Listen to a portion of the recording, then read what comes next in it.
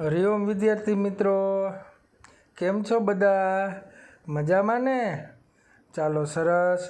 આજે આપણે ધોરણ 2માં વિષય અંગ્રેજી, જેમાં આપણે યુનિટ 8 શીખવાનું છે. યુનિટ 8 અંગ્રેજીમાં, જેનું નામ છે એન્ડ. AND. એન્ડ એટલે કે અને. શું થશે? અને. તો એ ટોપિક આપણે શીખવાનો છે. તો ચાલો આપણે જોઈએ કે એન્ડનો ઉપયોગ ક્યાં થાય છે, અને આપણે બધા સરસ રીતે તેનો ઉપયોગ શીખીશું અને જાણીશું. તો અંગ્રેજી ભાષામાં કોઈ પણ વસ્તુ કે પ્રાણી વગેરે જાતિવાચક નામો એકવચનમાં હોય ત્યારે તેની પહેલાં આર્ટિકલ એ કે એન આવે છે. એ આપણે આગલા ચેપ્ટરમાં શીખી ગયા છીએ. આપણે જોયું હતું ને, આર્ટિકલ એ અથવા તો એન. આર્ટિકલ એ કે એન, બંને આર્ટિકલ આપણે શીખ્યા કે બંને આર્ટિકલનો ઉપયોગ એકવચનમાં જ થાય છે. સામાન્ય નામનો ઉચ્ચાર વ્યંજનથી શરૂ થતો હોય તો તેની આગળ આર્ટિકલ એ મુકાય છે, જ્યારે સામાન્ય નામનો ઉચ્ચાર સ્વરથી શરૂ થતો હોય તો આર્ટિકલ એન મુકાય છે. અને 21 વ્યંજન છે, 5 સ્વર છે. તો 5 સ્વર કયા કયા છે? તો કે એ, ઈ, આઈ, ઓ, યુ. આ 5 છે એ સ્વર છે. કુલ 26 આલ્ફાબેટ છે. એ આપણે બધું આગલા ચેપ્ટરમાં શીખી ગયા હતા, ચેપ્ટર 7માં આર્ટિકલમાં. બરોબર ને? તો તમે શીખી ગયા છો. જેમ કે અ કેટ એટલે કેટ છે, તે સામાન્ય નામનો ઉચ્ચાર કેનાથી શરૂ થાય છે? તો કે વ્યંજનથી. સી છે એ શું છે?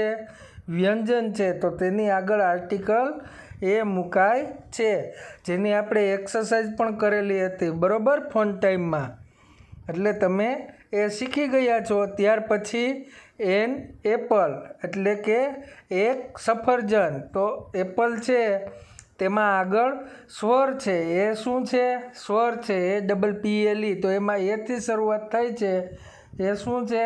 સ્વર છે. આપણે જોયું ને કે 5 સ્વર છે, એ, ઈ, આઈ, ઓ અને યુ. તો એ સ્વર છે એટલે તેની આગળ આર્ટિકલ એન મુકાય છે. તો એન એપલ. અને આર્ટિકલમાં આપણે એક ખાસ નોંધ જોઈતી કે હંમેશાને માટે આર્ટિકલ એક વચનમાં હોય ત્યારે જ એ કે એન મુકાય છે. કેમાં હોય ત્યારે? એક વચનમાં હોય ત્યારે. કોઈ પણ એક વસ્તુ હોય ત્યારે જ આર્ટિકલ એ કે એન મુકાય છે. તો હવે આપણે આગળ જોઈએ. આગળ ગુજરાતીમાં બે શબ્દોને જોડવા માટે તેમની વચ્ચે અને મૂકીએ છીએ. આપણે ગુજરાતી ભાષામાં જોઈએ છીએ ને કે બે શબ્દો જોડતા હોઈએ ત્યારે તેની વચ્ચે અને મૂકીએ છીએ. ધારો કે નાસ્તો અને પાણી. તો એ નાસ્તો અને પાણી બંનેને આપણે જોડીએ છીએ. બે શબ્દો છે ને, નાસ્તો પાણી. તો એની વચ્ચે આપણે શું મૂકીએ છીએ? નાસ્તો અને પાણી. તો વચ્ચે શું આવે છે? અને. ગુજરાતી ભાષામાં. તો તેવી જ રીતે આપણે અંગ્રેજી ભાષામાં એન્ડ મુકાય છે. શું મુકાય છે? એન્ડ મુકાય છે. હવે ગુજરાતીમાં હું હજી એક તમને ઉદાહરણ આપું. રેલવે ગાડી અને બસ. વિમાન અને બસ. તો આ બંનેની વચ્ચે શું આવે છે? અને. તો આજે આપણે કયું ચેપ્ટર શીખવાનું છે?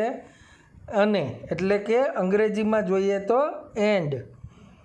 તમે અંગ્રેજીમાં એન્ડ મુકાય છે. તો એ આપણે જોઈએ. જો અહીંયા પણ એન્ડનો સ્પેલિંગ આપેલો છે. આપેલો છે ને આ ચિત્રમાં પણ. જો AND. એન્ડ એટલે કે અને. તો હવે તેમાં નીચે આપણે ઉદાહરણ આપેલા છે. અ કોક એન્ડ અ ડક, એટલે કે એક શું છે? કૂકડો અને એક બતક. એક કૂકડો અને એક બતક. આવી રીતે બીજું ચિત્ર આપણે જોઈએ. અ બોટ એન્ડ અ શિપ, એટલે કે એક હોડી અને એક જહાજ. શું થશે? જહાજ. અ શિપ એટલે કે એક જહાજ. ત્યાર પછી an apple and an axe, એક સફરજન અને એક કુહાડી. ત્યાર પછી a gun and an arrow, એટલે કે એક બંદૂક અને એક તીર. તો આ બધાની વચ્ચે તમે જોયું અહીંયા શું આવે? એન્ડ આવે. જો મેં અંડરલાઈન કરેલી છે, જોયું? આ બંને વચ્ચેનો શબ્દને જોડતો એક શબ્દ છે, જેને અંગ્રેજીમાં એન્ડ અને ગુજરાતીમાં અને કહેવાય છે.